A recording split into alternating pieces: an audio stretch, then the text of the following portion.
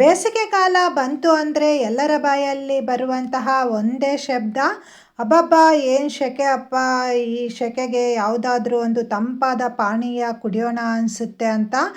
ಆ ರೀತಿ ತಂಪಾದ ಪಾನೀಯವನ್ನು ನಾನಿವತ್ತು ನಿಮಗೆ ಮಾಡಿ ತೋರಿಸ್ತಾ ಇದ್ದೀನಿ. ನಾನಿಲ್ಲಿ 2 ಬಗೆಯ ದ್ರಾಕ್ಷಿ ತಗೊಂಡಿದ್ದೀನಿ. ಬೀಜ ಇಲ್ಲದೇ ಇರುವಂತಹ ದ್ರಾಕ್ಷಿ ಇದು. ಈ ದ್ರಾಕ್ಷಿನ ಕ್ಲೀನಾಗಿ 4 ಬಾರಿ ವಾಶ್ ಮಾಡಿ ಇದನ್ನು ನಾನು ಮಿಕ್ಸಿ ಜಾರಿಗೆ ಹಾಕ್ತಾ ಇದ್ದೀನಿ. ದ್ರಾಕ್ಷಿ ಹುಳಿ ನೋಡಿಕೊಂಡು ನಿಮ್ಮ ರುಚಿಗೆ ಎಷ್ಟು ಬೇಕೋ ಅಷ್ಟು ಸಕ್ಕರೆನ ಹಾಕಿ, ಹಾಗೆ 10 ಐಸ್ ಕ್ಯೂಬ್ಸನ್ನು ಹಾಕಿದ್ದೇನೆ. ಇದನ್ನು ನೈಸಾಗಿ ರುಬ್ಬಬೇಕು.